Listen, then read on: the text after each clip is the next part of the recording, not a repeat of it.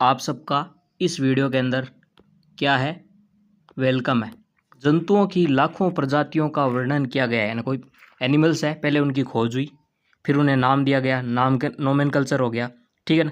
फिर उनके लक्षण दिए गए। अब इतना काम हो गया, उसके बाद उन्हें एक व्यवस्थित स्थान देने के लिए उनका वर्गीकरण करना आवश्यक हो जाता है। फिर बारी आती है आइडेंटिफिकेशन हो गया, नोमेनकल्चर हो गया, और तीसरी जो इसमें चीज़ आती है वो होती है क्लासिफिकेशन। क्लासिफिकेशन एक सही स्थान पर रख सके ताकि स्टडी उनकी सरल हो, इसलिए वर्गीकरण आवश्यक या जरूरी हो जाता है। तो इसकी बात करते हैं। अब पहला प्रश्न इसमें पूछा जा सकता है कि जो एनिमल्स है उनका जो क्लासिफिकेशन या जंतुओं का वर्गीकरण करते हैं उसका बेसिस क्या, आधार क्या है, किस बेसिस पर हम एनिमल्स का क्लासिफिकेशन करते हैं। तो पहले यह कोशिकाओं की संख्या, अरेंजमेंट ऑफ सेल, शरीर की समरूपता, सिमेट्री ऑफ बॉडी, सीलोम की प्रकृति, नेचर ऑफ सीलोम, पाचन, डाइजेशन, परिसंचरण और प्रजनन प्रणाली के पैटर्न के आधार पर क्लासिफिकेशन किया जाता है। तो क्लासिफिकेशन का आधार क्या हो गए, सबसे पहले सेल्स हो गए, सेल्स का अरेंजमेंट या कोशिकाओं की व्यवस्था होगी। शरीर है, उसकी समरूपता हो गया। तीसरा सीलोम है, उसकी प्रकृति होगी। उसके बाद पैटर्न है, कुछ चीज़ों के पैटर्न होने चाहिए शरीर में, जैसे पाचन तंत्र है, परिसंचरण तंत्र है और प्रजनन तंत्र है, इनके पैटर्न। यह सब क्या है, वर्गीकरण का आधार है। ठीक है, ये प्रश्न एग्जाम में पूछा जा सकता है 1 नंबर या 2 नंबर का, या ऑब्जेक्टिव टाइप में, तो आपको ये पता होना चाहिए। इसके बाद हम बात करते हैं संगठन के स्तर कौन कौन से है। ठीक है, संगठन के स्तर कौन कौन से टॉपिक आपका रहेगा। तो सबसे पहले है कोशिकीय स्तर। तो कोशिका या कोशिकाओं से बना शरीर विभिन्न कार्य करता है। इसमें कोशिकीय स्तर होते हैं ना, कोशिका होती है एक से ज़्यादा। एक कोशिका तो किसमें होती है, प्रोटोजोआ में होती है, यूनिसेलुलर कहते हैं। एक से ज़्यादा होती है तब वो अगला जो फाइलम या संघ आता है वो पोरिफर आता है। तो इसमें कोशिका एक से ज़्यादा होती है और एक से अधिक कोशिकाओं का बने शरीर क्या करता है, विभिन्न कार्य करता है। इसका उदाहरण है स्पंज या पोरिफेरा। ठीक है, अगला संगठन का स्तर है वो है ऊतक स्तर, यानी टिश्यू लेवल। तो इसमें क्या है, सेल्स जुड़कर ऊतक का निर्माण या टिश्यू का निर्माण करती है। बहुत सारी सेल्स है, एक से अधिक सेल थी, वो अलग अलग कार्य कर रही थी सेल्स। अब इन्होंने कहा कि हम झुंड बनाकर कार्य करें, तो इन्होंने क्या ग्रुप बना लिया। जैसे आप ग्रुप स्टडी करते हैं तो ग्रुप बना लिया, ग्रुप बनाकर इन्होंने काम किया। और इसका एग्जाम्पल है सिलेंट्रेट। सिलेंट्रेट हम आगे पढ़ेंगे, ठीक है, जब इसका नंबर आएगा। अगला है अंग स्तर यानी ऑर्गन लेवल। ऊतक संगठित होकर अंग बनाते हैं ना। टिश्यू थे, टिश्यू ने कहा भाई हम तो अकेले नहीं रहेंगे, हम मिलकर काम करेंगे। साथी हाथ बढ़ाना, साथी हाथ बढ़ाना। ठीक है, तो ये टिश्यू मिलकर काम करेंगे तब ऊतक संगठित होकर अंग बनाए, तो विशेष कार्य को पूरा करते हैं। और इसका एग्जाम्पल है प्लेटी हेलमिंथेस। प्लेटी हेलमिंथेस में क्या अंग स्तर पाया जाता है, ऑर्गन लेवल। फिर आता है अंग तंत्र स्तर, चौथा है अंग तंत्र स्तर। इसमें क्या अंग मिलकर अंग तंत्र बनाते हैं। ठीक है ना, अंग तंत्र कौन से हो गए, पाचन तंत्र है ना, पाचन तंत्र, उत्सर्जन तंत्र, और एक आपका हो गया परिसंचरण तंत्र। ठीक है, तंत्रिका तंत्र। ये सब क्या है, विभिन्न अंग है, वो तंत्र बना लिया, सिस्टम बना लिया कि हम अपना अपना सिस्टम बनाते हैं, उसमें काम करेंगे। ठीक है, पाचन के जो अंग है उन्हें उत्सर्जन से उतना मतलब नहीं है। ठीक है, और विशिष्ट कार्य करते हैं, जैसे इनमें एनेलिडा, आर्थ्रोपोडा से लेकर के कॉर्डेट तक, यानी मानव तक जितने भी प्राणी है उच्च स्तर के, वो सारे क्या है, अंग तंत्र स्तर के लेवल पर होते हैं। तो हमने पढ़ा कि संगठन के स्तर है वो 4 स्तर होते हैं, कोशिकीय स्तर, ऊतक स्तर, अंग स्तर और अंगतंत्र स्तर। इसके बाद हम बात करते हैं विभिन्न प्राणी समूह में अंगतंत्र जटिलताएं दर्शाते हैं। अब अलग अलग जंतु है उसमें अंगतंत्र पढ़ लिया, अंगतंत्र में भी जटिलता पाई जाती है। जटिलता का अर्थ क्या हुआ, अर्थ हुआ कि उनमें जो स्ट्रक्चर है उनमें कॉम्प्लेक्स आ गई। ठीक है, वो बहुत एकदम क्या कहते हैं, उच्च लेवल की संरचनाएं बना ली। ठीक है, जैसे कि पाचन तंत्र अपूर्ण या पूर्ण होना, परिसंचरण तंत्र का खुला या बंद होना। यानी जब पाचन तंत्र बात करते हैं, पाचन तंत्र में भी विभिन्नता आ गई, जटिलता यानी कि अंतर आ गया। हमने पढ़ लिया पाचन तंत्र होता है उसमें भी अंतर है। जैसे पाचन तंत्र खुला हो सकता है, नहीं सॉरी, पूर्ण हो सकता है या अपूर्ण हो सकता है, यानी अधूरा या पूरा। परिसंचरण तंत्र है, ब्लड सर्कुलेशन का काम करता है, वो खुला या बंद हो सकता है। ठीक है, तो अपूर्ण पाचन तंत्र में क्या होता है, एक द्वार होता है जिससे जंतु भोजन लेता भी है और वही उत्सर्जित पदार्थ है वो शरीर से बाहर निकलता है। एग्जाम्पल है प्लेटी हेलमिंथेस। ठीक है, ये बात करते हैं अपूर्ण पाचन तंत्र में, तो एक ही छिद्र होता है। ठीक है, जैसे निम्न श्रेणी के जंतु, जबकि प्लेटी हेलमिंथेस से आगे क्या होता है, तो अपूर्ण पाचन तंत्र का हमारे पास एग्जाम्पल हो गया प्लेटी हेलमिंथेस। और पूर्ण पाचन तंत्र में क्या होता है, मुख भी होता है और गुदा होता है, दो अलग अलग होते हैं। एक से भोजन खाया जाता है, एक से उत्सर्जित पदार्थ बाहर निकालते हैं, जैसे उच्च श्रेणी के जंतु जैसे कि मानव। अब बात करते हैं खुला परिसंचरण तंत्र और बंद परिसंचरण तंत्र की। तो रक्त हृदय से बाहर पंप किया जाता है और कोशिकाएं और ऊतक उसमें डूबे रहते हैं। यानी कुछ ऐसे जंतु होते हैं कि हृदय से बाहर पंप कर दिया, जितने भी सेल्स है और है वो क्या ब्लड में डूबे रहते हैं, ठीक है। तो उसके कहते हैं खुला परिसंचरण तंत्र, ठीक है।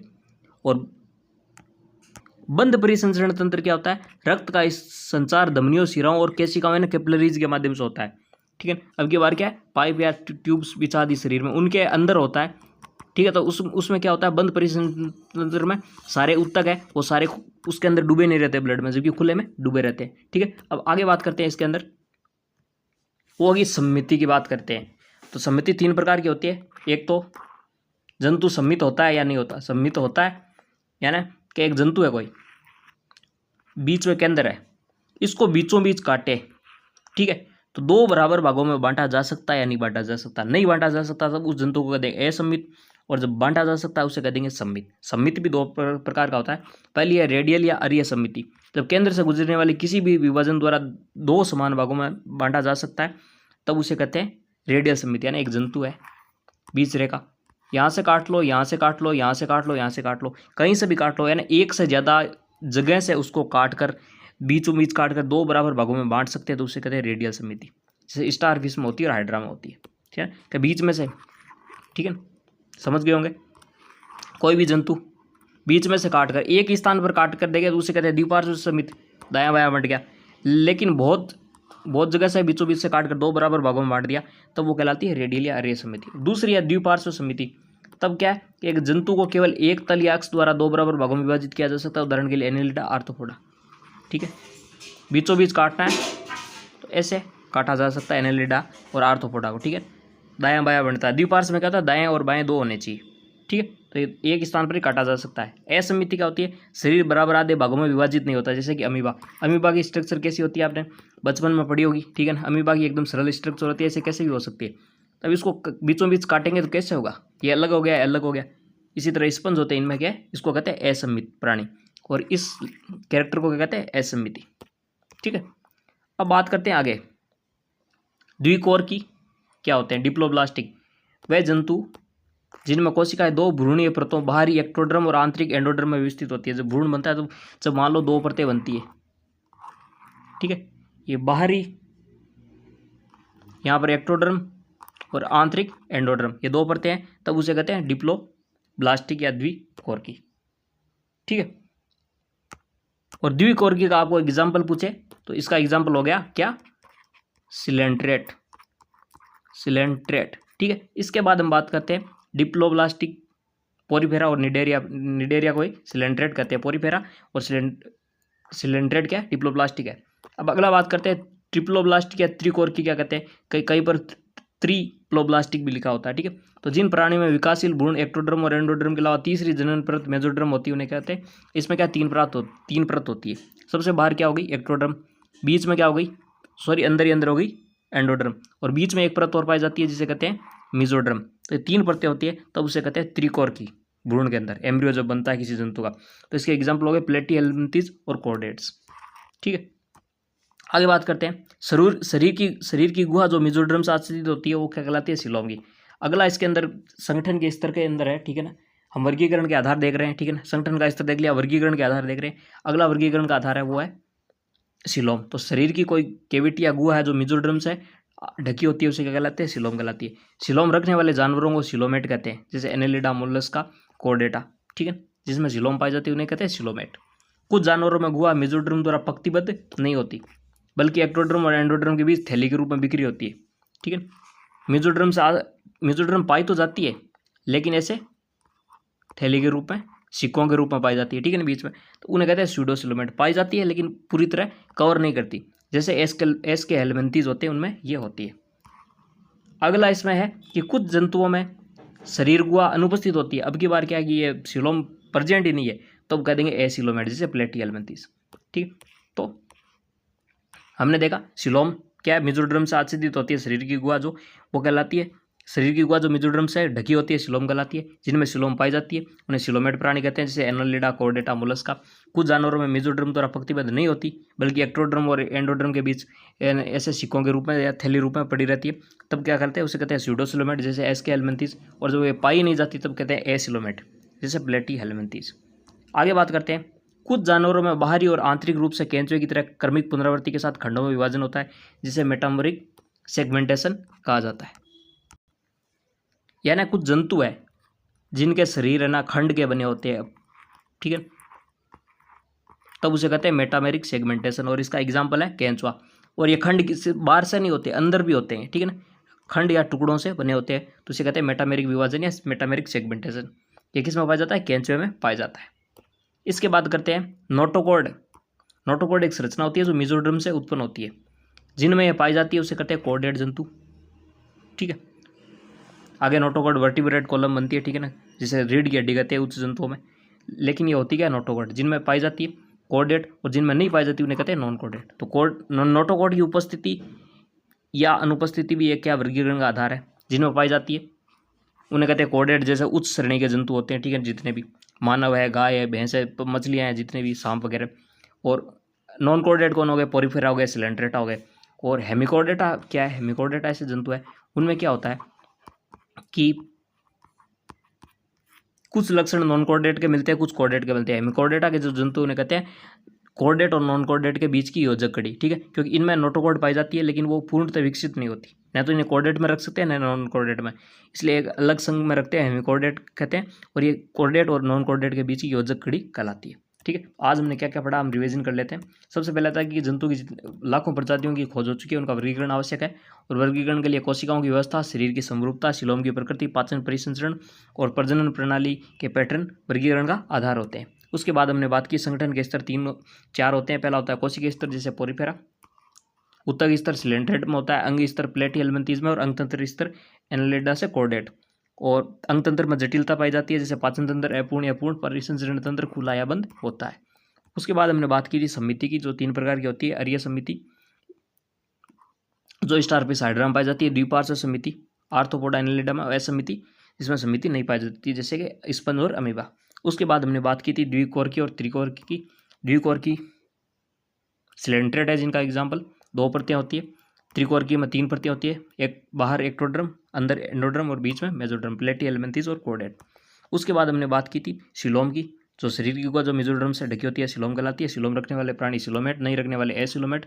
और जिनमें नकली सीलोम पाई जाती है, यानी थैली के रूप में, ऐसे सिक्कों के रूप में, उन्हें कहते हैं स्यूडो सीलोमेट, ठीक है। उसके बाद हमने बात की थी कुछ जंतुओं के शरीर में क्या खंड पाए जाते हैं बाहर और आंतरिक रूप से, पुनरावृत्ति भी होती है, ठीक है, क्रमिक पुनरावृत्ति के साथ, तो उन्हें कहते हैं मेटामेरिक सेगमेंटेशन, जो केंचुए में पाया जाता है। उसके बाद हमने बात की थी नोटोकॉर्ड की उपस्थिति, जिनमें पाई जाती है वो कॉर्डेट, नहीं पाई जाती उन्हें नॉन कॉर्डेट, और इनके बीच की योजक कड़ी होती है वो हेमिकॉर्डेट होती है, जिनमें नोटोकॉर्ड एब्सेंट होती है, अनुपस्थित होती है, ठीक है। अभी के लिए इतना ध्यान रखें। और ये नोटोकॉर्ड किससे उत्पन्न होती है? मेसोड्रम से, भ्रूण या मेसोड्रम है उससे उत्पन्न होती है, ठीक है। सबसे पहले बात करते हैं फाइलम पोरिफेरा की। तो इनका सामान्य नाम स्पंज होता है, अधिकतर ये समुद्री होते हैं, और कोशिकीय स्तर का इनमें संगठन होता है ना। सामान्य नाम स्पंज हो गया, समुद्री जीव है, और कोशिकीय स्तर का संगठन हो गया।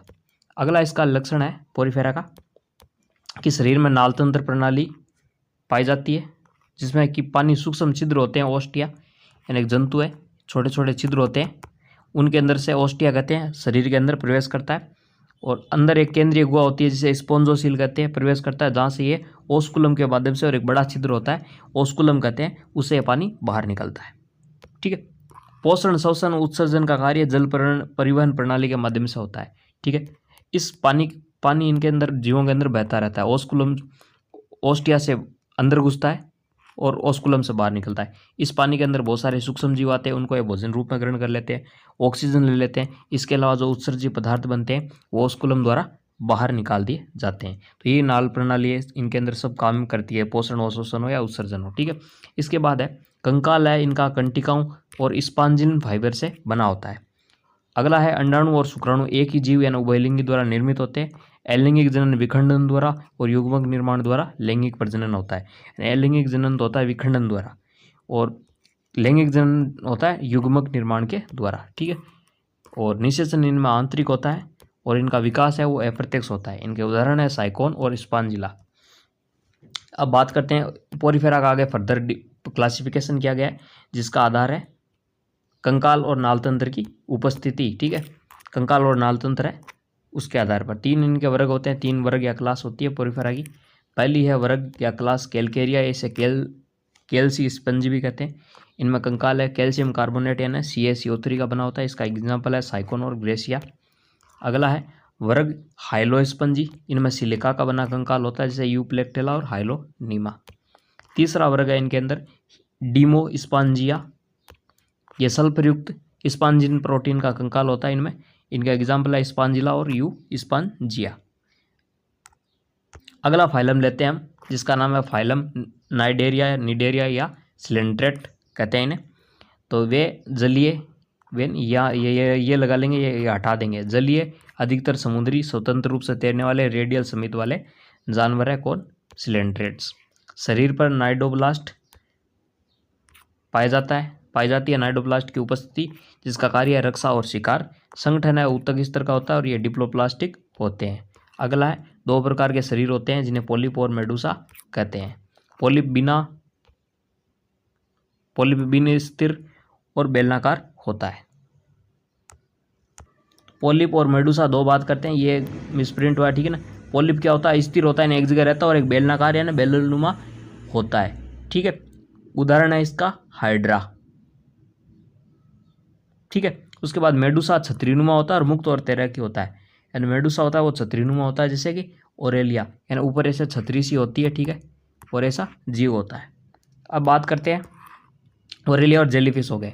इसके अलावा ओबेलिया एक ऐसा जीव है जिसमें पॉलिप और मेडुसा दोनों रूप पाए जाते हैं। इसमें क्या होता है? पॉलिप है वो लैंगिक जनन से करता है और मेडुसा उत्पादन करता है, और मेडुसा लैंगिक जनन करता है और पॉलिप का उत्पादन करता है। ये किस में? ये ओबेलिया का कैरेक्टर है, ठीक है। इसके बाद हम बात करते हैं सिलेंट्रेट के तीन वर्ग होते हैं। पहला है हाइड्रोजोआ, इसमें पॉलिप व मेडुसा दोनों अवस्थाएं विकसित करते हैं। ओबेलिया है इसका एग्जाम्पल, ठीक है। दूसरा है स्काइफोजोआ, इसमें सिर्फ मेडुसा अवस्था पाई जाती है, इसका एग्जाम्पल है ओरिलिया। अगला वर्ग है एंथोजोआ, इसमें केवल पॉलिप अवस्था पाई जाती है, इसका एग्जाम्पल है पेनेटुआ, यानी समुद्री पेन भी इसको कहते हैं। आगे बात करते हैं फाइलम टिनोफोरा की।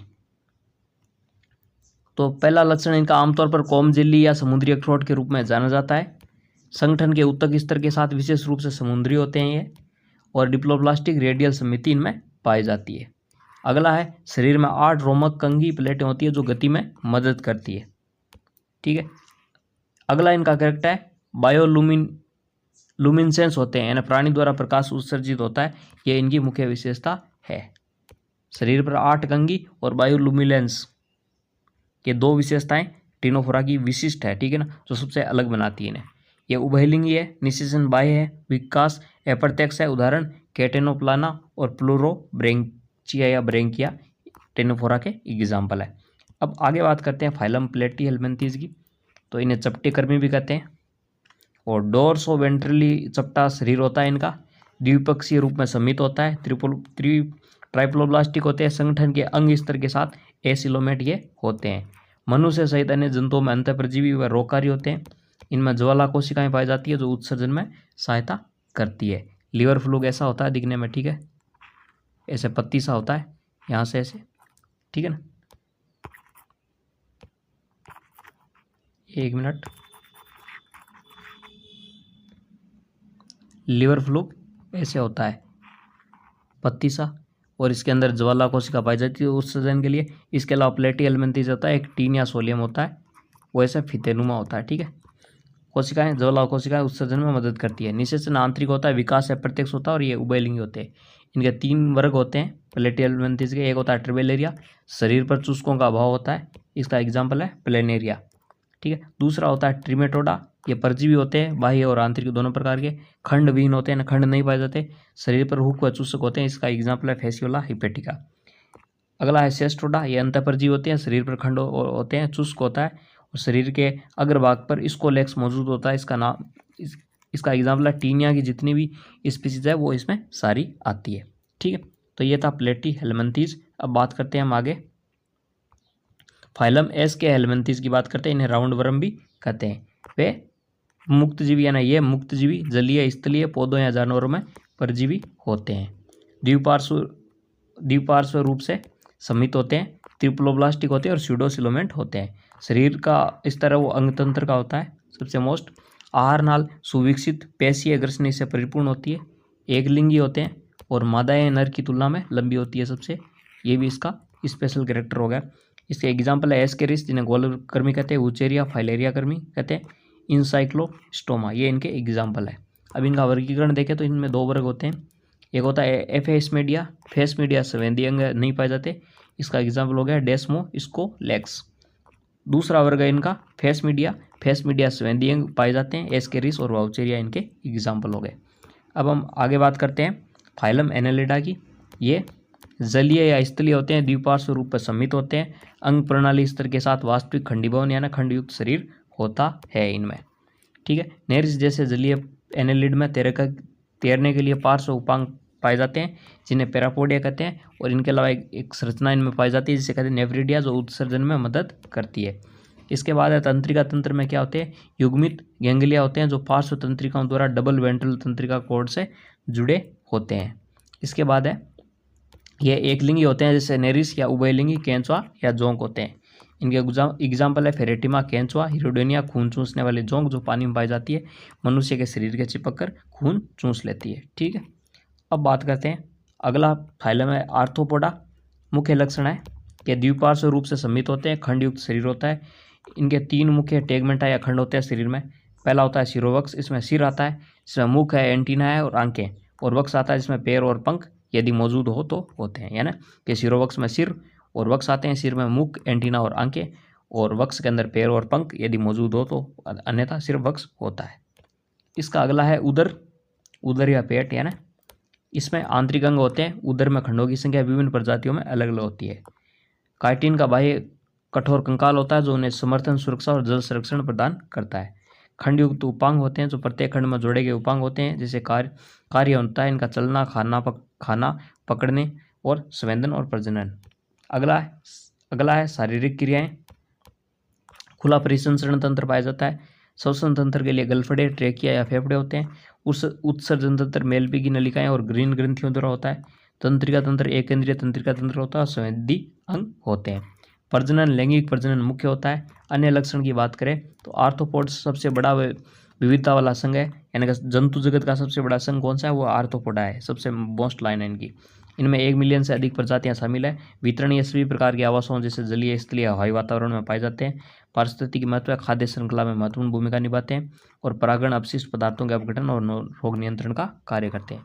इनका एग्जाम्पल क्या हो गया, इसमें बहुत सारे कीड़े आते हैं जैसे मक्खियाँ, मच्छर, तितलियाँ, मधुमक्खियाँ, चींटियाँ आदि, केंकड़े, झींगा मछली, मकड़ी, बिच्छू, सेंटीपीड, मिलीपेड, जलीय जंतु जैसे झींगा मछली, मिट्टी के केंकड़े आदि इनमें आते हैं, ठीक है। ये था आर्थ्रोपोडा। अब आगे बात करते हैं फाइलम मोलस्का की। ये होते हैं स्थलीय या जलीय संगठन का अंग स्तर, द्विपक्षीय रूप से सम्मिलित, ट्रिप्लोब्लास्टिक और ये सिलोमेट होते हैं। इनके शरीर के भाग किस प्रकार है, पहला भाग है नरम शरीर। तो मोलस्का में नरम शरीर होता है जो आमतौर पर एक चूनेदार खोल से ढका होता है। पूर्ण आंशिक, या तो पूरा ढका होगा या आधा ढका होगा, ठीक है। इसके बाद है पेशीदार पैर होता है इनका। तो संख्या में एक या एक से अधिक उपयोग चलने, तैरने या खोदने के लिए, यानी मिट्टी को खोदने में ये उपयोगी होता है। तीसरा है मेंटल, ठीक है। मोलस्का में मेंटल नामक एक विशेष अंग होता है जो खोल के अंदर की सतह को ढकता है। कार्य है श्वसन, उत्सर्जन और भोजन का पाचन। इसके अलावा मुंह में इनके क्या होता है, भोजन के लिए एक रेडुला होता है और पूर्ण विकसित पाचन तंत्र होता है। खुला परिसंचरण तंत्र होता है, विकसित तंत्रिका तंत्र होता है। नर और मादा अलग अलग होते हैं, अंडपरजक होते हैं, लार्वा अवस्था मौजूद रहती है इनमें। उदाहरण है इनका पाइला और ऑक्टोपस, ठीक है। आगे बात करते हैं फाइलम इकाइनोडर्मेटा की, कांटेदार त्वचा वाले जानवर। इनका कैल्शियम का अंतःकंकाल होता है, संगठन की अंग प्रणाली के साथ समुद्री, ट्रिप्लोब्लास्टिक होते हैं, सिलोमेट होते हैं, और ये जल संवहन प्रणाली की उपस्थिति इनमें पाई जाती है, ठीक है। और जल संवहन प्रणाली पोरिफेरा में पाई जाती है, इनमें भी पाई जाती है। उनमें नाल तंत्र कहते हैं और इसमें जल संवहन प्रणाली कहते हैं, थोड़ा अंतर है, ठीक है। भोजन पकड़ने व शोषण में सहायक होती है। इनके वयस्क है उसमें समिति अरीय होती है, जबकि लार्वा में द्विपार्श्व समिति होती है, ठीक है। ये इसका मोस्ट कैरेक्टर है कि वयस्क तो अरीय समित होते हैं और लार्वा द्विपार्श्व समित होते हैं। सबसे मोस्ट कैरेक्टर ये है इकाइनोडर्मेटा का। लिंग अलग अलग होते हैं, निषेचन भारी होता है और विकास अप्रत्यक्ष लार्वा द्वारा होता है। इनके उदाहरण है एस्टेरियस, स्टारफिश, कुकुमेरिया समुद्री ककड़ी, एटेडोन समुद्री मछली, एंटेडोन, ठीक है। ये इनके एग्जाम्पल है। अब बात करते हैं हेमिकोर्डेटा की। ये कोर्डेट और नॉन कोर्डेट के बीच की होजकड़ी है, क्योंकि इनमें नोटोकॉर्ड थोड़ी थोड़ी बनने लगती है और पूर्णतः बनती नहीं है, इसलिए। ठीक है, तो नॉन कोर्डेट व कोर्डेट के बीच की योजकड़ी कहते हैं हेमिकोर्डेटा को। द्विपार्श्व समित होते हैं, त्रिपुलोब्लास्टिक होते हैं, संगठन की अंग प्रणाली वाले कर्मी जैसे समुद्री जानवर होते हैं।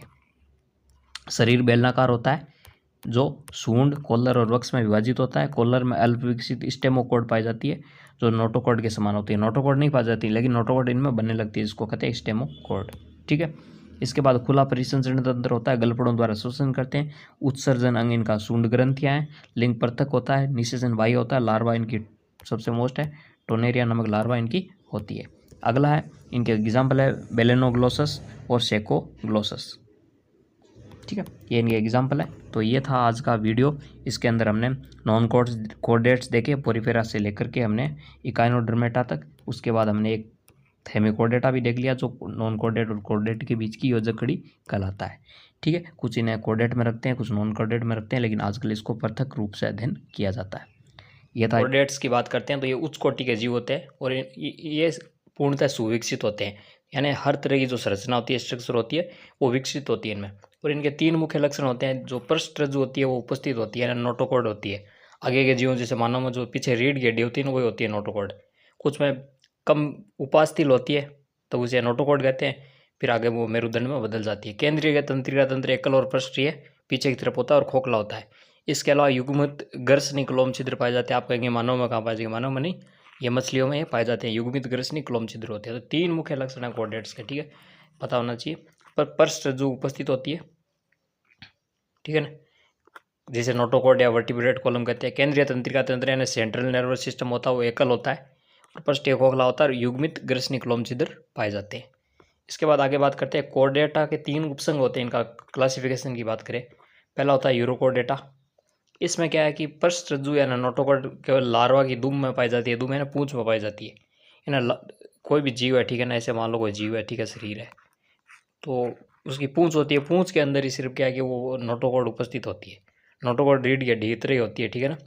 रीढ़ की हड्डी का जो कम विकसित रूप है वो नोटोकॉर्ड होता है, ठीक है, जैसे एसिडिया और सेल्पा में होती है।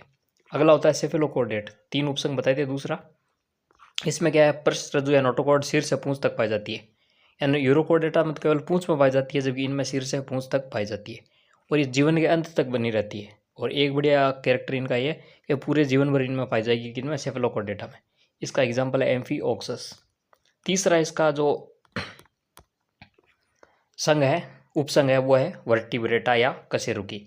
नोटोकॉर्ड भ्रूण अवस्था में पाई जाती है, जो वयस्क में वर्टिब्रेट कॉलम या मेरुदंड में बदल जाती है। यानी नोटोकॉर्ड बचपन में भ्रूणी अवस्था में पाई जाती है। जैसे जैसे बच्चा बड़ा होता है तो उसमें क्या होता है, वर्टिब्रेट कॉलम उसका स्थान ले लेती है। और वर्टिब्रेटा में पेश या अधर हृदय, 2, 3 या 4 चैम्बर वाला, किडनी, जल संतुलन व उत्सर्जन का कार्य, युग्मित पंख या पैर पाए जाते हैं ना। युग में है ना, जोड़े के रूप में या तो पैर पाए जाएंगे या पंख पाए जाएंगे। इसके अलावा किडनी होगी जो पूर्णतः विकसित होगी, और पेशी अधर हृदय होगा जो 2, 3 या 4 चैम्बर वाला होगा। ये भी अन्य महत्वपूर्ण लक्षण है किनके, वर्टिब्रेटा के। ठीक है ना, वर्टिब्रेटा के अन्य महत्वपूर्ण लक्षण है। इसके अलावा भ्रूण अवस्था में नोटोकॉर्ड होती है, जो वयस्क में किसमें, वर्टिब्रेट कॉलम में बदल जाती है। इसके बाद कोर्डेटा का वर्गीकरण करते हैं आगे। वो तो 3 उपसंघ थे, ठीक है ना। तो कोर्डेटा का करते हैं आगे वर्गीकरण, ठीक है। तो कोर्डेटा के अंदर डिवीजन होती है, वो डिवीजन होती है एनेथोस्टोमेटा, जिनमें जबड़े नहीं पाए जाते, ठीक है। जैसे वर्ग है साइक्लोस्टोमेटा है, जिसका एग्जाम्पल है पेट्रोमाइजोन के अंदर। दूसरा होता है नेथोस्टोमेटा, इनमें जबड़े पाए जाते हैं इन जीवों में। और इन्हें आगे पिसीज, फिन उपस्थिति या टेट्रापोडा यानी 4 पैर उपस्थिति में बांटते हैं। है ना, कोर्डेटा के वर्गीकरण में एक तो आते हैं एनेथोस्टोमेटा आती है डिवीजन, जिसमें जबड़े नहीं पाए जाते, जैसे कि साइक्लोस्टोमेटा वर्ग है और पेट्रोमाइजोन जीव है। क्या होते हैं, नेथोस्टोमेटा जिसमें जबड़े पाए जाते हैं, इसमें आती है मछलियाँ और टेट्रापोड आते हैं। पीसीज यानी मछलियों में 2 वर्ग होते हैं, कॉन्ड्रिकतीज और ओस्टिकतीज। और टेट्रापोड में 4 वर्ग होते हैं, एम्फीबिया, रेप्टाइल, एवीज और मैमेलिया, ठीक है। तो आगे बात करते हैं वर्ग साइक्लोस्टोमेटा की। तो साइक्लोस्टोमेटा कौन से है, यहाँ पर जो एनेथोस्टोमेटा है वो है जिनमें जबड़े नहीं पाए जाते। तो इनके लक्षण है, ये मछलियों के बाह्य परजीवी होते हैं, शरीर लंबा, 6 से 15 जोड़ी क्लोम छिद्र होते हैं इनमें। इनमें क्या है, बिना जबड़ों का चूसक व वर्ताकार मुख होता है, सलग युक्त शरीर होता है, युग्मित फिन का अभाव होता है, ठीक है। और इनका एग्जाम्पल हो जाएगा मिक्सिन और पेट्रोमाइजोन। इसके बाद बात करते हैं पीसीज या मछली वर्ग की, जिनमें फिन पाए जाते हैं। तो पहली पीसीज वर्ग है कॉन्ड्रिकतीज। तो कॉन्ड्रिकतीज में क्या होता है, अंत का काल है वो उपास्थील होता है, कलोम छिद्र है वो ऊपर कलोम से ढके नहीं होते, निषेचन आंतरिक होता है, ये जरायुज होते हैं, असमतापी होते हैं और नर व मादा अलग अलग होते हैं। इनका एग्जाम्पल है स्काइलियोडोन, ट्राइगोन और टॉर्पीडो। इसके बाद बात करते हैं वर्ग ओस्टिकतीज की। तो ओस्टिकतीज में अस्थि से बना अंत कंकाल होता है, 4 जोड़ी, कलोम छिद्र ऊपर कलोम से ढके हुए होते हैं, जबकि कॉन्ड्रिकतीज में नहीं होते हैं। निषेचन इनमें बाह्य होता है, उनमें आंतरिकता। अंडज होते हैं और समुद्री व मीठे जल में इनका आवास होता है। धारारेखित शरीर होता है और असमतापी होते हैं, नर व मादा अलग अलग होते हैं। इनका एग्जाम्पल है एक्सोसीटस, हिप्पोकैम्पस और रोहू। तो ये थी कॉन्ड्रिकतीज और ओस्टिकतीज मछलियों की बात कर ली। इन्हें 2-3 बार बार वही चीज़ पढ़ूंगा समझाऊंगा, तो वो बड़ी बात नहीं, आप स्क्रीनशॉट ले सकते हैं, वीडियो बहुत लंबा हो जाएगा, ठीक है ना। अब बात करते हैं टेट्रापोड की। तो टेट्रापोड क्या होते हैं, इनमें भी जबड़े पाए जाते हैं। और टेट्रापोड एक श्रेणी के कशेरुकी वर्टिब्रेट्स है, जिनके 4 पैर या 4 अंग होते हैं। इनमें भूमि पर चलने वाले और कुछ जल में रहने वाले प्राणी शामिल होते हैं। टेट्रापोडों के अंगों के विकास के दौरान कई प्रकार के अनुकूलन होते हैं, जैसे कि पक्षियों में पंख और जल में रहने वाले प्राणियों में फ्लीपर होते हैं। तो इस तरह के लक्षण इनमें पाए जाते हैं। और इसके अंदर 4 मुख्य वर्ग शामिल है, एम्फीबिया, रेप्टाइल, एविज और मैमलिया। सबसे पहले एम्फीबिया की बात करते हैं। तो एम्फीबियंस दोहरे जीवन जीने वाले प्राणी, यानी जल और थल, यानी भूमि पर भी रहते हैं और जल में भी रहते हैं, 2 तरह का जीवन ये जीते हैं। इनकी त्वचा पतली होती है, मुलायम और नमी को अवशोषित करने वाली होती है। यानी त्वचा कैसी होती है, पतली, मुलायम और नमी को, मॉइस्चर को अवशोषित करने वाली। अंडों को जल में छोड़ते हैं और उनकी जीवन चक्र में लार्वा, टेडपोल अवस्था पाई जाती है, जैसे मेंढक है, सालामेंडर है। और इनकी एक मेन कैरेक्टर देखें ना, इतने लक्षणों में भी मेन कैरेक्टर जो आपको रात को खड़ा करके पूछ ले तो पता होना चाहिए। दोहरा आवासीय जीवन, जल और भूमि दोनों पर, और श्वसन त्वचा एवं फेफड़ों के माध्यम से होता है। और ठंडे रक्त के होते हैं, रक्त इनका ठंडा होता है, उभयचर प्राणी। अगले है रेप्टाइल। तो रेप्टाइल क्या है, ये भी ठंडे रक्त वाले कोडेट है, जिनकी त्वचा मोटी और शुष्क होती है और स्केल से ढकी होती है। स्केल वो फुट वाली नहीं, स्केल कांटे रूपी होते हैं, उन्हें स्केल कहते हैं। ये भूमि पर रहने वाले होते हैं और इनके अंडे क्या सख्त खोल वाले होते हैं। इनमें निषेचन आंतरिक होता है और सीधे विकसित होते हैं। इनमें लार्वा अवस्था रेप्टाइल में नहीं पाई जाती। उनके उदाहरण है चिबगली, सांप, मगरमच्छ, कछुआ। मुख्य विशेषताएं देखें इनमें, तो इनका शुष्क और स्केल वाली त्वचा, भूमि पर रहने के लिए अनुकूलित होते हैं और ये ठंडे रक्त वाले और आंतरिक निषेचन इनमें पाया जाता है। इसके बाद बात करते हैं एविज की। तो एविज वर्ग में पक्षी आते हैं जो गर्म रक्त वाले और पंखों से ढके होते हैं। उनके सामने के अंग पंखों के रूप में अनुकूलित हो चुके होते हैं, जो उड़ने में सहायता करते हैं। पक्षियों की हड्डियां वो खोखली होती है, जिनका उनका शरीर हल्का होता है, उड़ने में अनुकूलित होते हैं। हड्डियां बहुत खोखली नहीं होगी तो शरीर भारी होगा, उड़ नहीं पाएंगे, इसलिए हड्डियां क्या खोखली होती है, जो उड़ने में अनुकूलन है। ये अंडे देते हैं, जिनका खोल कैल्शियम का बना होता है, जैसे कबूतर, गिद्ध और चील जैसे पक्षी इनमें आते हैं। चिड़िया भी आती है। मुख्य विशेषताएं हैं, पंख उड़ने के लिए विकसित होते हैं, गर्म रक्त वाले और खोखली हड्डियाँ, ठीक है। आगे बात करते हैं इनके अंदर मैमलिया वर्ग की। तो मैमल्स में वे कशेरुकी या कोडेट आते हैं जो अपने बच्चों को दूध पिलाते हैं। मैमल्स का अर्थ है इनमें स्तन ग्रंथियाँ विकसित हो गई है जो अपने बच्चों को दूध पिला सके। इनकी त्वचा पर बाल होते हैं और ये गर्म रक्त वाले प्राणी होते हैं। मैमल्स के पास फेफड़े होते हैं, जिनके माध्यम से ये क्या करते हैं, श्वसन करते हैं। इनका प्रजनन आंतरिक होता है और ये अपने शिशुओं को जन्म देते हैं, कुछ अपवादों को छोड़कर, जैसे कि मोनोट्रेम्स। उदाहरण के लिए इनके उदाहरण हो गए मनुष्य, शेर, हाथी, कुत्ता। इनके अपवाद बहुत सारे हैं, जैसे कि चमगादड़ है, वो पक्षी की तरह होता है, लेकिन वो होता है एक मैमल ही है, ठीक है ना, वो उड़ सकता है, ठीक है। मुख्य विशेषताएं हैं, बच्चों को दूध पिलाना, बालों वाली त्वचा, जटिल तंत्रिका तंत्र और उन्नत मस्तिष्क। इनका मस्तिष्क काफ़ी कंप्यूटर की तरह होता है, ठीक है। तो ये थे मैमल्स के लक्षण। तो ये कोडेट्स थे।